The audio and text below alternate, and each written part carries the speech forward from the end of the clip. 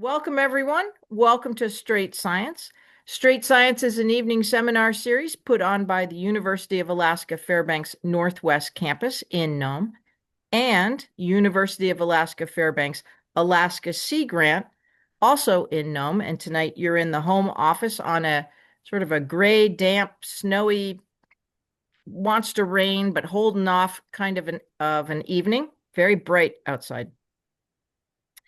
And both Northwest Campus and UAF Alaska Sea Grant, we are public servants of the Bering Strait region. We serve all peoples of the Bering Strait region, which is the homeland and waters of the Inupiaq, St. Lawrence Island Yupik, and Central Yupik peoples. So tonight, no stranger to straight science, we have Robb Kaler calling in from Anchorage. He is a seabird biologist. He is and more, seabird biologist and more. And he is with the U.S. Fish and Wildlife Service Alaska Migratory Bird Program. And he's coming to us live from Anchorage. So he holds the fort down there in the big city. And what has been going on? So last summer, we had the Aleutian Terns survey that included us, went right on up the coast. I didn't think it went into, I just was talking with Rob earlier and it went right on up into northern Alaska. So we're going to hear about the results of, we're going to hear about the Aleutian Tern, which we have, and the effort they did and the results of those surveys. And what's really interesting as well is it's a transboundary bird for us, a seabird. So we don't get a lot of news from Russia, but this is a bird that has some interest in its population, what its population is doing right now. And who knows, maybe we'll get someone tuning in from the other side. That would be great if they do. With that, take it away, Robb Kaler. We are so glad you're here talking to us tonight. Yeah, excited. Love the Bering Strait folks, love the Strait Science program, and really appreciate the opportunity to share the work that we've been working on for the last 3 years. We had 2 years before we kicked it off to figure out what we did wrong, what we could do better, and yeah, this opening slide here, you've got your Aleutian Terns, but I also wanted and behind me is my banner for the East Asian Australasian Flyway Partnership. So I am the Seabird Working Group chair for the East Asian.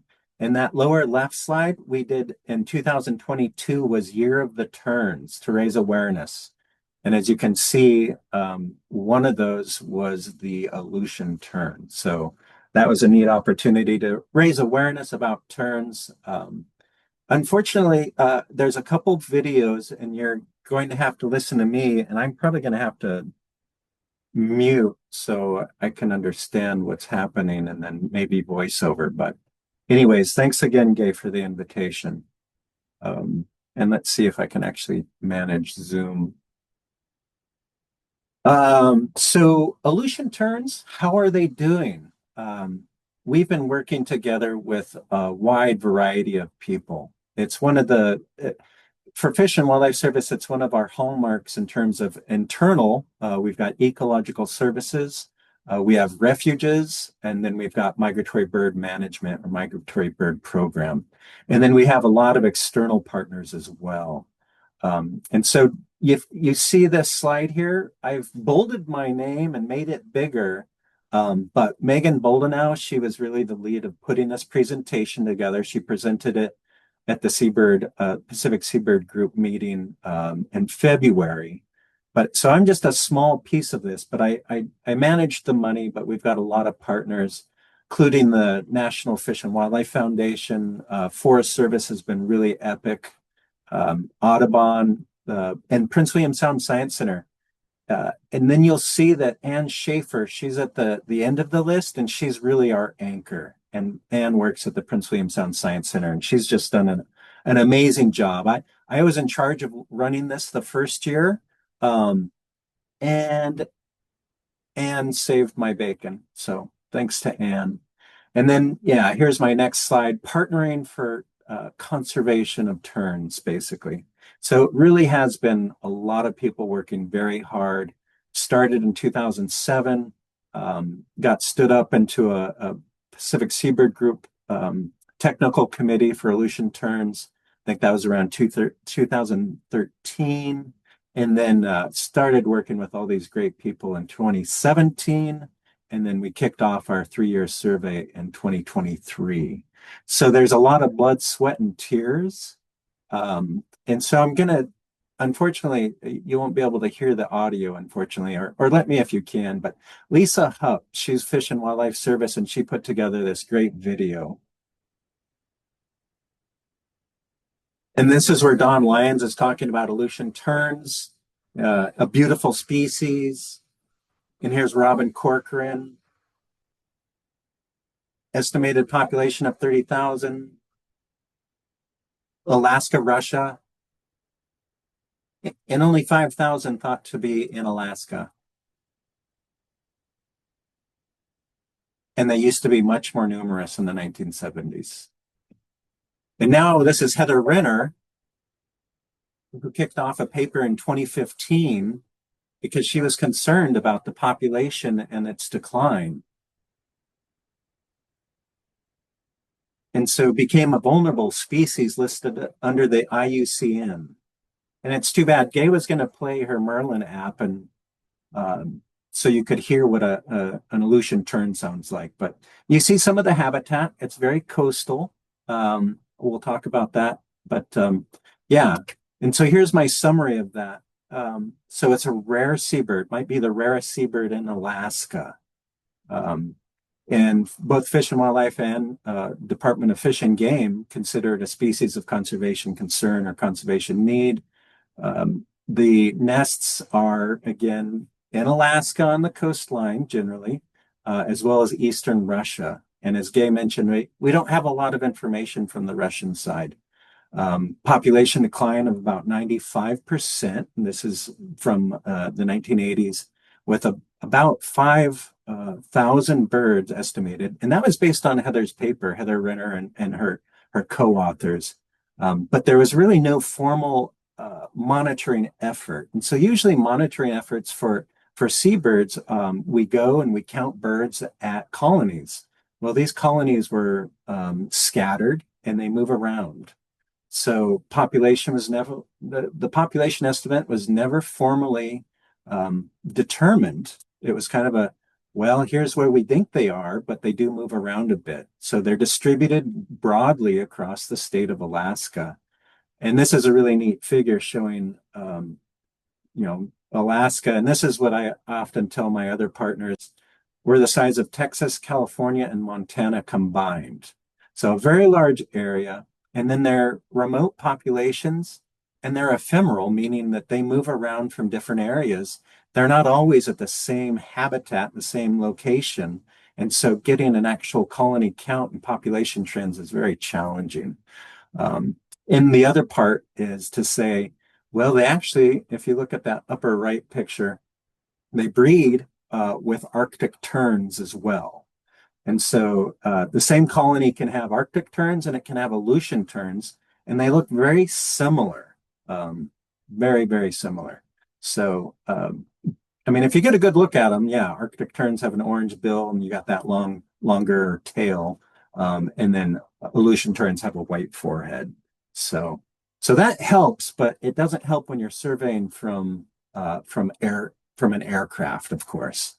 And so based on Heather's paper, we pulled together a group of people and then launched this statewide survey. And trying not to, because they do move around and we couldn't cover all of the state in 3 years, trying to be as vigilant and focused as we could in terms of a study design. So in 2023, that's where we kicked off some pilot, testing methods, the pilot studies, and learned a lot, launched the actual statewide survey in 2023. So the goal, of course, obtain a robust population estimate for Aleutian terns in Alaska. We were focusing partly on historical distribution, where we knew that they had been reported for the previous 2-3 decades, and then try to cover that all in 3 years. And so this map shows the coverage of our 2023 to 2025 survey effort. The color represents each region that we surveyed by aerial surveys by aircraft, as well as ground counts, and I'll talk about that a little bit. With the exception of the areas in red, the Aleutians and Kodiak and Chirikov, which is in green. And surveys were conducted by a boat-based survey. We couldn't really get to the West Aleutians because our aircraft, we didn't have fuel and there's just not the resources for it. And so then we divided the coast logistically manageable regions, basically. What could we cover in each of these 3 years? And then understanding the species life history to ensure coverage and minimizing the potential of double counting over this 3 years. So double counting where, well, maybe they moved and now we're inflating our estimate of the population. So of course, this ground cover is a pretty short period of time. And so we need to maximize our potential to do this. The gray areas represented our what we thought based on other surveys that we've done. Like I do a Prince William Sound marine bird survey, so we grade that out. But primarily, yeah, the non-habitat. So we were trying to focus the resources that we had on and using historical information to verify, the long-term, effort of where these birds might be breeding. And so the study design. So this was painstaking. Anybody that has there was a lot of blood, sweat, and tears, if you will. So a lot of information that I'm going to cover, and we'll highlight most of it, and we can pause for questions if you see anybody commenting. But so the objective, identify where the tern colonies are, maximize the coverage. So we did 2 stratum, and one was the 0 to 1. So from the coastline to the shore, to 1 kilometer inshore. And that's where we knew most Aleutian terns were breeding. But we wanted to make sure that we weren't missing any of the interior birds, that being from that next 5 kilometers. So 1 kilometer in to 6 kilometers in. And so our sampling frame was designed to cover basically the 6 kilometers. We flew the entire 2 strata, but the first 1 kilometer was along the coastline. And we covered that we flew 500 meters inland, counting on both sides of the aircraft. And then the next 5 kilometers inland was a zigzag back and forth. So we tried to also exclude, high elevation areas, anything that had a steep slope, as well as forested sections. So, we didn't have enough funds to do everything, and this was the reasonable way to do it. Oh, let me go back here for a quick. So yeah, just to, the bottom box there, excluding anything that was further than 6 kilometers inland, the elevation, anything over 100 meters in height, sloped greater than 30%, and then forested. And so then developed a habitat suitability model, an HSM. And this included 243 colonies. These were our covariates to kind of, well, let's find out where we need to go. And, it's kind of a go, don't go model. Again, our resources being finite. And so input 243 known Arctic and Aleutian tern colonies, and then evaluated that we had Liz Moore as one of our spatial ecologists. She's no longer with Fish and Wildlife Service, but really did just an amazing job trying to evaluate all these different ways to say, well, should we go fly this or should we not? And so evaluating 100-meter pixel area for sampling using a GIS, Global Information System. And so that's where you see this example over, on the right side of the screen. Here's our go, no-go model. So where should we fly? Where do we not need to fly? And then prioritize areas that we could not cover, but putting it into polygons and then identifying low marginal habitat suitability or better habitat. And so this is where we had two biometricians working on this along with Liz, but a balanced acceptance sample. So a lot of math. I don't claim to know anything about it. I was just there in the virtual room listening in. And so this is kind of I just wanted to throw this in there. This is how much area was, proposed to be covered. So southeast was 2,500 kilometers. The Aleutians, 2,300 kilometers. And then your guys' area, from Togiak up to Kotzebue and just north. And this is where our breeding records for birds are, 8,000 kilometers. So a significant area to be covered in 3 years. So to locate colonies, we flew the aerial surveys following the coastline, and this is stratum 1. That's the 1 kilometer coastline to 1 kilometer in, and then the zigzag transects in stratum 2. That's the 1 kilometer to 6 kilometers. And then we had 2 independent observers. So there's 2 observers in the aircraft. And we covered nearly 25,000 kilometers, which I didn't realize this. That's like driving from Seattle to Anchorage 7 times, which sounds exhausting. So anyways, that said, and our goal was to, survey all of stratum 1 and then sample like the zigzag pattern in stratum 2, the more inland flights. In reality, stratum 1, we probably missed some of the non-habitat, including areas that we could not fly because of either human safety, avoiding sensitive wildlife areas, and then human, where people are living. So there were certain areas around Anchorage and Upper Anchorage, Tern again, that we did not survey.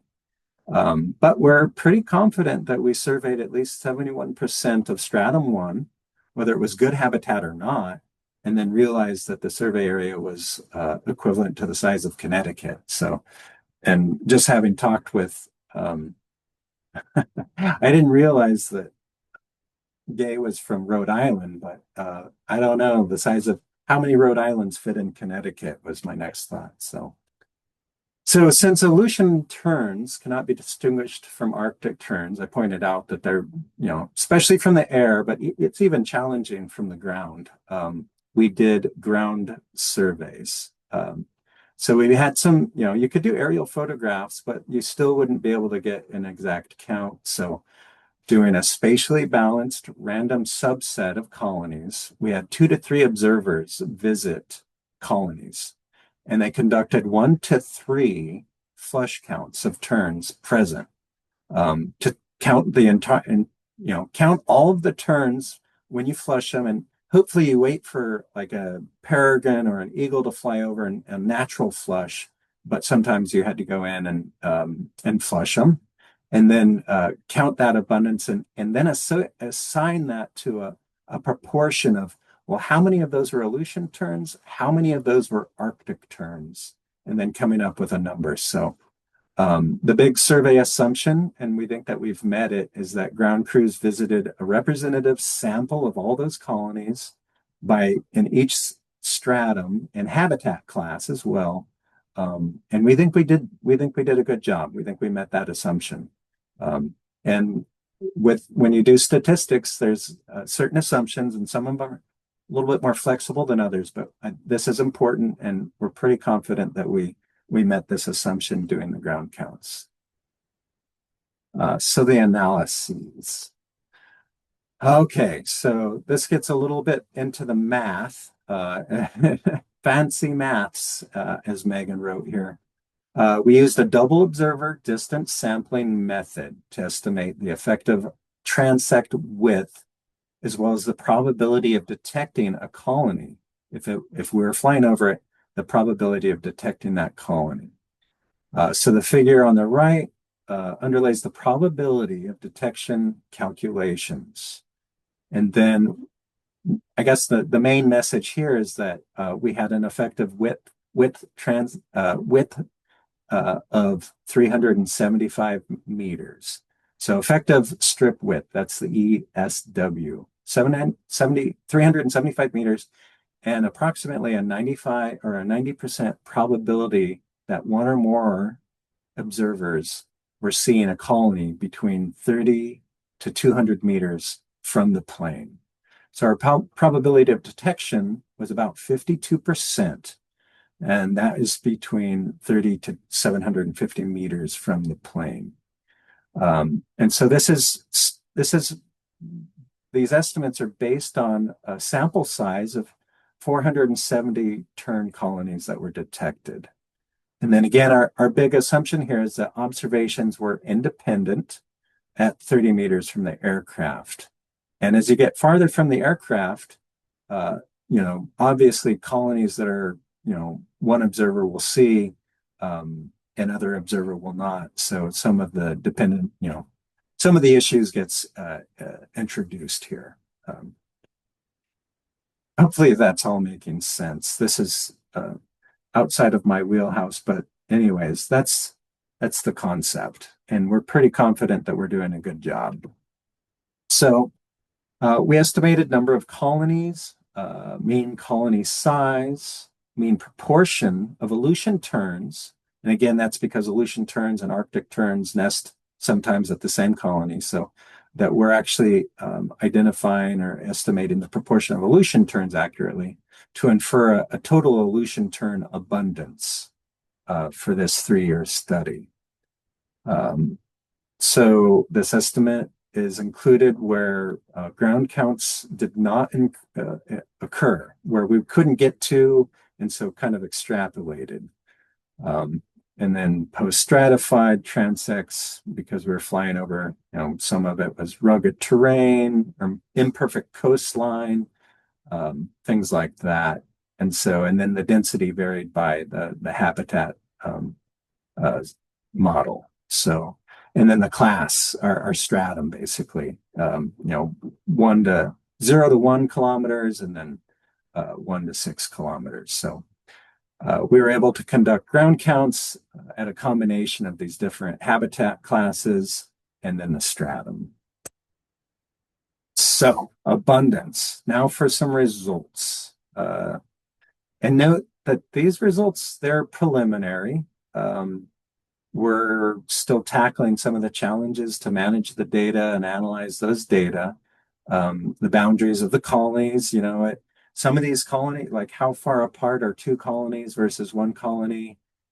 So there's a lot of challenges, but so anyways, that being said, the numbers here are preliminary, but we're pretty confident that they're accurate. So for the 5 regions surveyed by air, we estimate 5,504 Aleutian terns present in this study period, our 3-year period. And again, this is preliminary and might be refined, but the 862 Aleutian terns that were counted in areas not covered by our aerial survey, for example, our boat-based surveys, as well as incidentally observed colonies near airports that we couldn't fly over due to safety issues. And those were not detected by our observers. So confidence intervals for the 5 aerially surveyed regions, but the incidental and boat-based observations did not use comparable methods, and therefore were added to this estimate. And based on the preliminary results with 95% confidence intervals, which statisticians love 95% confidence, I guess, the number of Aleutian terns lies somewhere between 2,745 and 11,030 birds. And we estimated 2 regions that actually contained 87% of the Aleutian terns in Alaska. And that was Southeast Alaska and the Alaska Peninsula, primarily the Bristol Bay coastline. Um, and so, yeah, we know that there were certain areas that were not surveyed, but we're pretty confident that we didn't miss, any more than probably 1% of the population. And as an aside, only two Aleutian tern colonies that were found were in areas of non-habitat, things that the habitat model didn't identify. So, and those two colonies were located in the Alaska Peninsula, Bristol Bay, and adjacent to suitable habitat. So, and they only contained 30 Aleutian terns. So here's the 10 largest Aleutian tern colonies documented during our survey. The largest and historically largest tern colony for Aleutian terns, Black Sand Spit. It was the largest Aleutian terns back in the 80s, estimated around 3,000 birds, Aleutian terns. And then in recent years, it's been down to around 1,000. And then during our survey, counted in 2023, that's when we counted the Black Sand Spit colony, 470 Aleutian terns. And they also, at this colony, are nesting with Arctic terns. So density. So density of Aleutian terns across these 5 regions that we surveyed by air was very low. For all 5 regions, we estimated 0.1541 Aleutian terns per square kilometer. Or you could put it as 1 Aleutian tern per every 6.5 square kilometers. And so to compare that or give you an impression of what that looks like, the 2 regions with the highest abundance of Aleutian terns are shown here in the map. Here, sorry. So much talking. Red symbols are locations where Aleutian terns were present across our study area, and then density of Aleutian terns was higher in stratum 1, that's the coastline, and higher in preferred and suitable habitats classified by our habitat model. The habitat model that was identifying marginal or low marginal.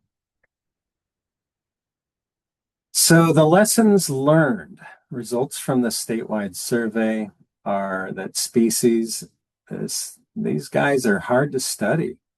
We knew that going into it. We were not afraid of it, but it was a long, hard struggle.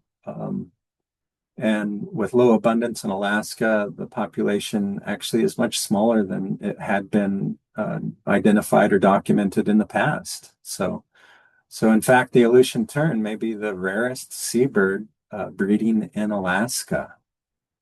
And what does that mean for the species overall? And working group members, this is what we think about.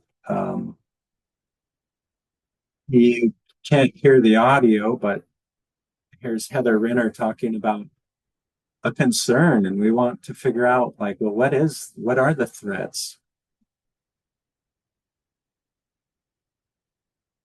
And we hope that our work has actually made people think about, like, well, how are Aleutian terns doing? Yeah. And is there a threat that we have something that we can control? And so we continue to work. We'll wrap this paper up. All of our co-authors and partners. This was the last year, so looking forward to, like, what can we do going forward? So say we do think that a species is a species of conservation concern that needs more effort. We need to continue a conservation synthesis. What can we do going forward?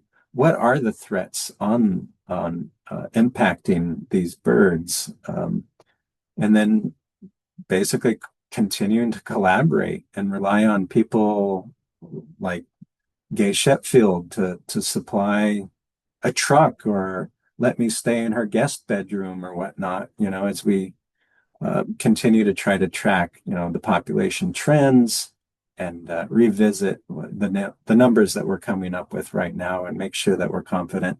And then also, and Gay had mentioned this in the opening remarks, figuring out what's happening with the our Russian counterparts, if they have numbers or if they can come up with information, as well as the genetics as well. So if they do get listed for endangered species status, and I'm not saying they will, but knowing different genetics, the genetic populations, population units, things like that. So we just think, yeah, we intend to continue moving forward and doing good seabird conservation for a species that we're concerned about. So this is my well, my attempt to take some of Megan Boldenau's slides and emphasize, well, here, kilometers on transect, lengths flowing. So you see the shoreline stratum, stratum 1 being the near shore, 2,200 kilometers flown in Northwest Alaska. And then also Northwest Alaska, this is what we identified as surveyed percentages covered in Northwest Alaska. So we've got the 3 marginal, low marginal, and then non-habitat. So, and you never know with climate change and things like that, that you might, the birds might be moving further north or maybe not doing well, but always great to have communication with local partners, tribal partners, identifying like, well, we see some Arctic terns, we see Aleutian terns, or we don't see them. So always appreciate getting information. Gay is an amazing conduit for information flow. And then this last percent colonies visited. So in Northwest Alaska, 19 colonies observed. Got to 11 of those in the first stratum, the near shore stratum, and then 17 colonies with 65%. So 11 colonies visited there. And then tern colonies observed, and I'm just highlighting kind of the northwest part, 36, and then the density 0.0052. So you guys probably don't see a lot of Aleutian terns, but keep us posted, all right? And then this is kind of the connection and why I've got this East Asian Australasian Flyway Partnership banner behind me. This was work that Robin Corcoran, she's since retired from Fish and Wildlife Service, but they marked birds at Kodiak, and these are some of the data. So these birds are going down to, Jakarta. I think I heard on the radio, that's one of the largest cities, maybe the biggest city right now, but Indonesia. So it was really neat. We had very little idea of where these birds were actually going to in the winter. And it is an emphasis on how these are shared. This is a shared resource. I mean, don't think that's a great word to use, but we share these birds with our folks in Indonesia, Malaysia, and they've actually been seen out off the shore of Australia and New Zealand. So birds connect us, and that's really neat, and I love it. One of the reasons I'm excited about birds.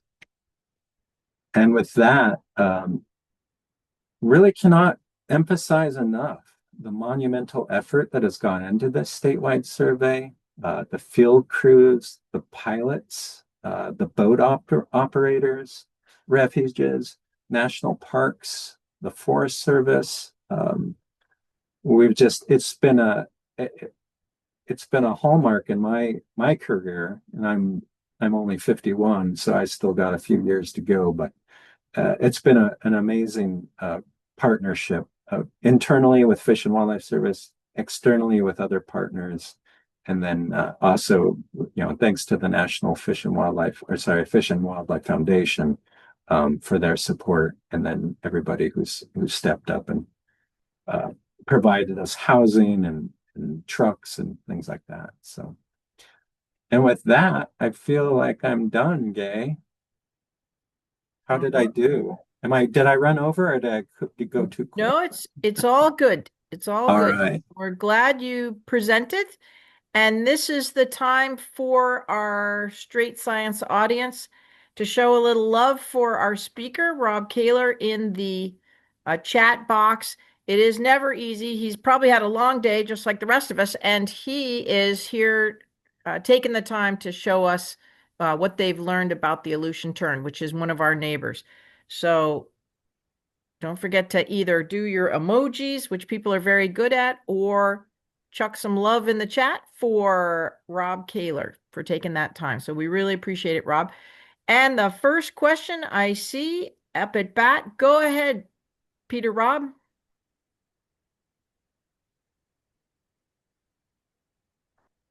Just Okay. you're good Yeah, now. this is actually Kate. Had to figure out how to unmute. Yeah. Hi, Rob. And I see Anne is on listening too. And I had the privilege of volunteering on this project in the region up here. And it was just an incredible experience, both working with Anne and working with Tung, a biologist from Hong Kong, and learned a lot from both of them. And I was just so impressed um, that they were able to do that third year of this very complicated survey right at the time when there was the huge federal staff upheaval, and they didn't really know until the last minute whether it was even going to happen. And so, yeah, just really impressive job. And then again, to have preliminary results this quickly is just fantastic. And yeah, it's great being a part of it. Yeah, Kate, go well, ahead. thank you so much. I just want to say, like, yeah, Ann Schaefer is really she's our anchor. Did you guys see Aleutian Terns, Kate? Um, well, I was part of both aerial helicopter ground surveys where we went back and sampled colonies that had been identified during the first round of aerial surveys. And there we found no Aleutian terns, but we did find Arctic terns. But the colonies along the Nome Road system, of which Tung and I identified 4, none of them had been spotted from the air. And so I'm not, and we went back and, well, we found the colonies and we counted the birds, and I'm not sure how that was incorporated into the survey results since they hadn't been initially spotted from the air. But yes, we had over 100 along the Nome Road system in 4 different colonies. And after the survey, I continued to monitor those colonies, and all of them fledged young. Awesome. Thank you, Kate. That's actually really good news. Yeah. Yeah, that's If they super. didn't get seen or they didn't get added, we kind of got our own secret thing going here. That's awesome. Because in the last couple of years, I have not seen them fledge young. So yeah, it was really, really cool. I don't know how many. 3 of them had at least 5 and 1 had 2. And I know those are just minimum counts, because I would see 5 at one time and know there were 5, but there may have been others that were unseen. I'm sure there were. All right. Well, that's awesome, Kate. Thank you for adding that. Yeah, And that is Anne's super on. cool. Yeah. And I don't know, Anne's on, she's smarter, brighter, taller than I am, but I see that Hector Douglas, Hector has a question, Yes, but he can't raise Hector. his hand. He can't raise his hand, but Yeah, thank you so much. hello there. Hey, thanks. Hi, Hector. Really enjoyed the talk. One question I had is that when you look at the Aleutians there, if I'm not mistaken, if I did not, maybe I didn't understand the map correctly, but it looks like Eastern Aleutians and Central Aleutians, were those not covered in the surveys, or? No, yeah, Hector, that's correct. And I think that was part of the habitat model, and just kind of ruled out, but also the logistical difficulty. But I know you've worked in the Aleutians. Do you think we missed something? I don't know, but when I think about the Aleutians, so much of it was so devastated by fox. And fortunately for all the dedicated work of the people that removed the fox, means that birds have had time to come back. And what you could have with a species like the Aleutian tern that is opportunistic in its nesting behavior, you might have smaller colonies dispersed in some of those islands. It could be good habitat for them. If they're not there yet, it is a potential nesting area, and they might not follow exactly the habitat model that you're basing your assumptions are. Not to say that your habitat model is not good, but it's based on perhaps what we knew, right?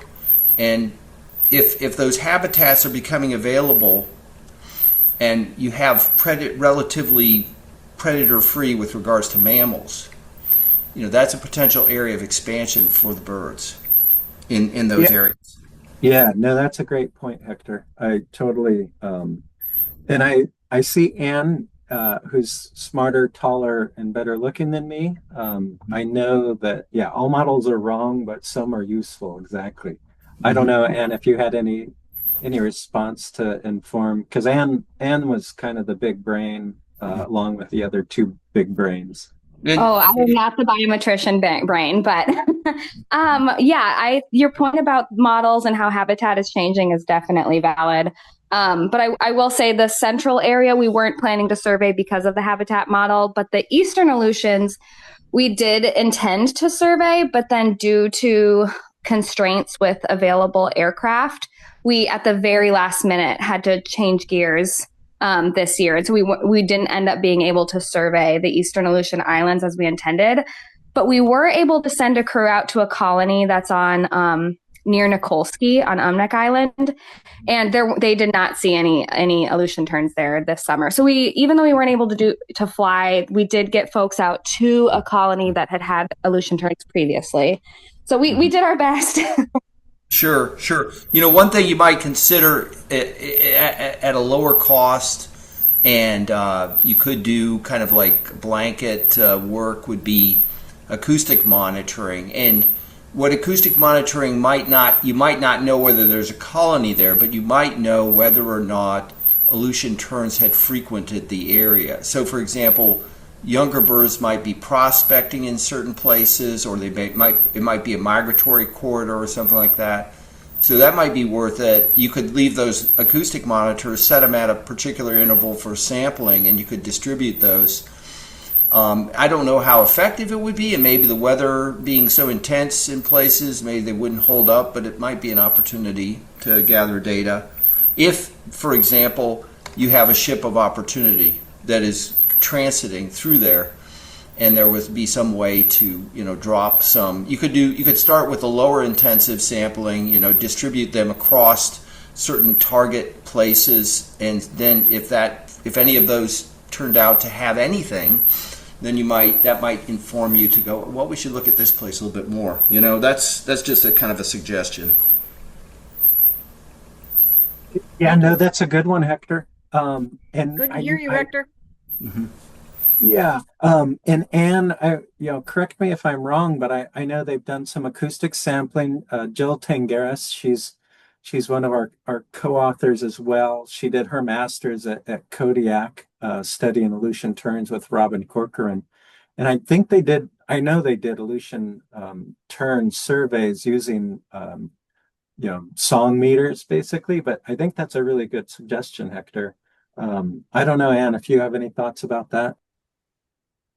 Yeah, I know they've done some acoustic monitoring here. I live over in Cordova, so on the Copper River Delta, just to at least get timing to arrival and different metrics that you can't get if you're not out there all the time. So yeah, that's a great idea. Awesome. Awesome. So Let me just check the chat. So my question, and I am not a tern or, person, but US or the Arctic terns, that's their look-alike. And those are seemingly ubiquitous, found all over. What would be the difference in lifestyle, diet, or whatever that might make if I would assume the Arctic terns are doing okay because you see terns, but this Aleutian tern seems like it wasn't good. Maybe some high numbers in the past, but nobody was quite sure if that was the estimate. Now you've got this situation where you think they've really declined. What would be, but they're kind of together, at least out here, I'm always looking, does it have that white forehead? So what you've got two terns, similar size, similar, and I don't know the difference in their life histories. Is there something about the Arctic tern? What is the difference there that would make the Aleutian tern more vulnerable, or do we know? Yeah, no, that's I think about that. One of the cool things, and I didn't highlight it during this presentation, is that we did get Arctic tern estimates as well. Or we no, it basically using the same analyses can come up with an Arctic tern. Now, Arctic terns will nest further inland, and they also their habitat is a bit different for their breeding. And then one thing to just kind of emphasize is that there's a Pacific Arctic tern population, and then there's an Atlantic population, and then there's a North Slope population. And I think some of those birds, and this is not, I'm kind of shooting from the hip, but some of the like from the Beaufort Sea, some of them are going down the Atlantic, and some of them are coming down the Pacific Flyway. And the ones on the Pacific they're actually, flying down the Pacific, and then they hop over the Andes. So you get down to South America, and then you fly over the Andes. And this is locator data done by Ali McKnight, I think 2008 or 9. But these birds were actually hopping over, fly over the Andes, which I'm not sure what height that is, but substantive, right? And so we don't have the inland numbers, but what we do have at least are the coastal numbers based on this survey. So that was kind of a plus one in my mind.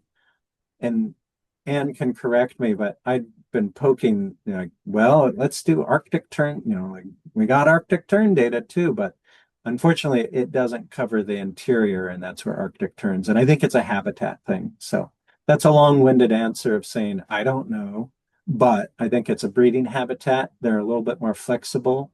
They're also a little bit more, in my opinion, aggressive. We've got them like here in Anchorage, they're nesting right along Potter's Marsh, and with, camera, people walking up on their nests with cameras, taking pictures of them, and then feeding their young like sticklebacks, which can't be a very pleasant thing to consume. I mean, stickleback. If you're familiar with sticklebacks, which my wife studied them, if you turn it the wrong way, those stickles are they'll stick in your throat. But anyways, not a great answer, but that's what you get. No, it's good. So different in nesting habitat, and then is their diet? What is the tern's diet? I would assume small fish, but is there Right. are they diverse, or is it kind of zoned in on capelin or zoned in on something, sandlands? Yeah. No, very good question. I think they're mostly, well, I think maybe Arctics are more willing to forage in fresh water. And so whatever you might find in the fresh water versus Arctic, which are much more coastal. And then, feeding their young forage fish.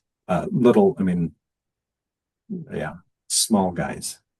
So maybe is that a question for Ann still on? So, we were hit in this region with our northern Bering Sea ecosystem used to be much more stable, our marine ecosystem, when we had stable, long duration, extensive good high quality sea ice, which would set up a cold thermal barrier separating the northern Bering Sea marine ecosystem from the southern Bering Sea. The northern Bering, our ecosystem, northern Bering Sea, would be predominantly had a lot of high population of small fatty forage fish. And I'm being gross here, but in like a cartoon. But to the south of us is those large-bodied predatory commercial fish, pollock, Pacific cod, those cats. And when we lost a lot of ice, the oceans warmed up here. So we're having this annual struggle. Even though the ice looks extensive this year, there's a lot of concern about its weakness. So given that the strength of the barrier is based on the past winter's ice, in 2017 and 2018, 2019, we had a series of really warm water years, the heat wave or blob or whatever everybody was calling it.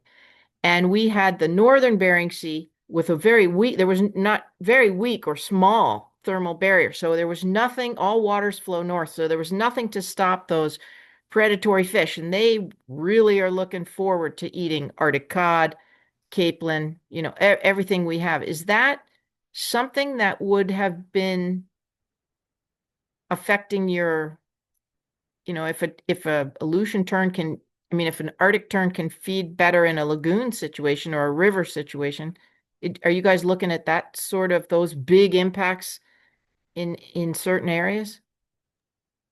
Like for diet, things like that, breeding. Yeah, we haven't. I see Peter Robb's got his hand up, but or maybe that's Kate. But and I'll let Anne follow up if she's got thoughts on that. But no, that's great, and that's also we wonder about birds moving further north to breed, and of course, breeding habitat is that's one issue. Like ledge nesting murres, for example, they can only once they run out of ledges, kittiwakes and murres, you're done. But if the fish are moving up there, but then right, you're talking about the more predatory fish, if you will. We had a big multi-year influx of big-bodied, much bigger than what we have, big-bodied, predatory, voracious, and they're jacked up as well because the water was warmer, their metabolism. So being cold-blooded, their metabolism was forcing them to eat more. So they're predatory and they're really, really hungry. So we saw the impacts of that up here in the higher trophic, in the seals and the birds, just die-offs. But hopefully when you guys are thinking about that, I'm sure you're looking at that, I guess, is what I'm saying. And I know, Kate, you've got your hand up. Anne, did you want to comment on that at all? Those kind of big picture things? Yeah, I was just saying there's definitely a lot of big changes that are happening in the marine ecosystem, whether it's changes in forage fish availability or competition with other predatory fish. So that's probably definitely something that's impacting the Aleutian terns. And then just to highlight another difference between Arctic and Aleutian terns is they have widely different non-breeding season habitat. So Arctic terns go all the way down to Antarctica, whereas Aleutian terns take these incredible sideways horizontal migration. So differences in the non-breeding areas could have an impact too on what's going on here when they come back to Alaska. Yeah, thank you. I'd be so shocked. It's a big puzzle. Big. What's that? I'm sorry. It's a big puzzle. Yeah. I'm glad you guys are on it. Kate, you've been so patient, holding your hand up there. Go for it. Yeah, I just wanted to share a couple observations about, feeding. I spent quite a bit of time watching both of these terns come and go from their colonies. And as Robb said, the Arctic terns very often feed in the river mouths, even up the rivers, and really close to shore, just right along the shore. And in general, not always, but in general, the Aleutian terns disappear out to sea. They take off, usually a group of them calling to each other, and they just head out of sight and then return, often as a group, sometimes not, with fish that they've, and a lot of times they're, the long skinny ones. Hooligan, Capeland, No. Badlands. Sandlands. Sandlands. Yes. And that seems to be a real favorite if they can get them. But I have also seen them feeding in brackish water by Bonanza Bridge with Arctic terns. And that's the only place actually that I've really seen them feed with any regularity in, outside of the ocean. And then, Safety. and it seems to me, just a data-free observation here, that Arctic terns are way, way, way fewer here than they used to be. Yeah, that's what yeah, thanks, Kate. Yeah, I was wondering that, because I know, well, anyways, yeah, thanks for that. Yeah, thank you. I think Kate's probably got the best observations and long term. So she may say data free, but that's pretty good data free opinion if you ask me. If Gay vouches for your data, it's good data to me. I'm not a So, bird in the bird world, just on the outskirts, getting them, just trying to get them tested if they're sick. yeah. Well, and I think, yeah, well, I've got your info, Kate. I think so. I think you emailed with Anne. I'm looking at my email right now. So, yeah, that's awesome. Let's follow up. Yeah, let's. I want to be in touch with both of you. Yeah. Thank you, Kate. It's awesome that you're helping and all your good obs. Wow. I just mentioned something briefly. Yeah. Decades ago, it wasn't unusual to see Aleutian terns at ADAC, and I watched them doing their prenuptial courtship, feeding fish to each other at Clam Lagoon. And that was even at a time when you still had mammalian predators, the fox. And so I kind of wonder to what extent that you could look at something that's happening away from the breeding grounds. I mean, it certainly has been the case in the past that with terns on their wintering grounds, there have been severe, well, in some cases there's interactions with fisheries and so forth, and the people who are in those areas may take them as food. Now, and I don't know, I don't have any information to suggest that, but it is something that I don't know what people have done. People have probably looked at that, but it's something to really look at, I think, if you haven't. Yeah, I'll just follow up, Hector. Yeah, so so again, East Asian Australasian Flyway Partnership. Tung is the coordinator. I'm the chair for the Seabird Working Group. And yeah, Tung had come, Kate worked with Kate up in Nome. And yeah, no, that is really something that has been thought about and really something that the East Asian Australasian Flyway Partnership is trying to explore. That flyway partnership is mostly focused on water birds, like waders and shorebirds, if you will.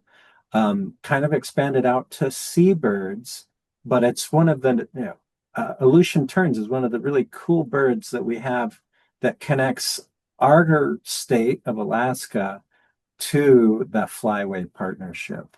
So it's one of the things, and why my opening slide had Year of the Tern. It was a really neat effort to raise awareness about terns. And of course, there's Chinese crested terns and little terns, and terns are pretty amazing, pretty neat, and just raising awareness about that. But in terms of fishermen, and it's the same thing in Alaska, as you all know. It's like, well, yeah, it's the fish is fishing is closed right now. Well, let's go stomp around on this island and explore and whatever how that might impact terns, breeding terns being one example.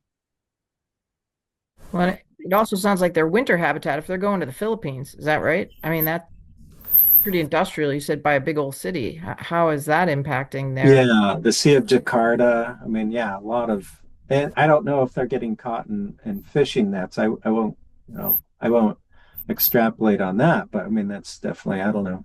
Hector, do you have any thoughts about that?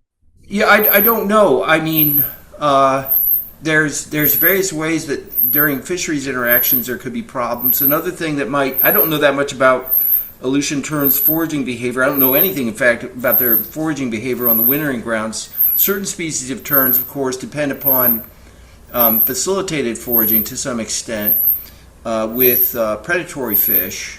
And let's suppose something happened with regards to the predatory fish. That might also, over a long term, mean that there's lower overwintering condition. That certainly is a thought to contribute to the decline of the sooty terns, which have dropped precipitously. At places like Helena in the Atlantic, they've dropped precipitously. I mean, it's both in that population decline. It's two things. It's one, the reduction of the fish prey items that they depended upon, but also the dependence on the interaction with the predatory fish, which predatory fish being less. I mean, that's what's suspected. I don't know to what extent it's known, but that's kind of one of the leading ideas, I think.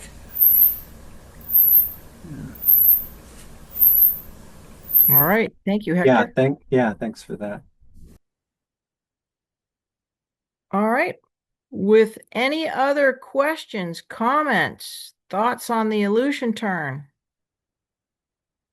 With that, Rob, if you can stay on for 1 sec. Now, next week's Straight Science, before we lose you, next week's Straight Science is going to be on Tuesday, this Tuesday, so the 14th, and that is at the speaker's request. So we're on board with that. And we've got a speaker from NOAA Large Cetacean Program. And in turn 2025, not only were the Fish and Wildlife was doing their bird surveys, but NOAA and the North Slope Borough were doing a bowhead and beluga survey. They're trying to get abundance estimates up in the Beaufort Sea. Now, the Beaufort Sea is not the Bering Strait. However, those are coming back to the Bering Strait region. That is our bowheads as well. So we're going to have the head of the NOAA Large Cetacean Assessment Program for NOAA give us the results of the bowhead survey, and that has some big implications. What they found, those numbers then get fed to the International Whaling Commission for when the United States has a treaty with the IWC, the International Whaling Commission, and they will set the next harvest quota for subsistence harvest.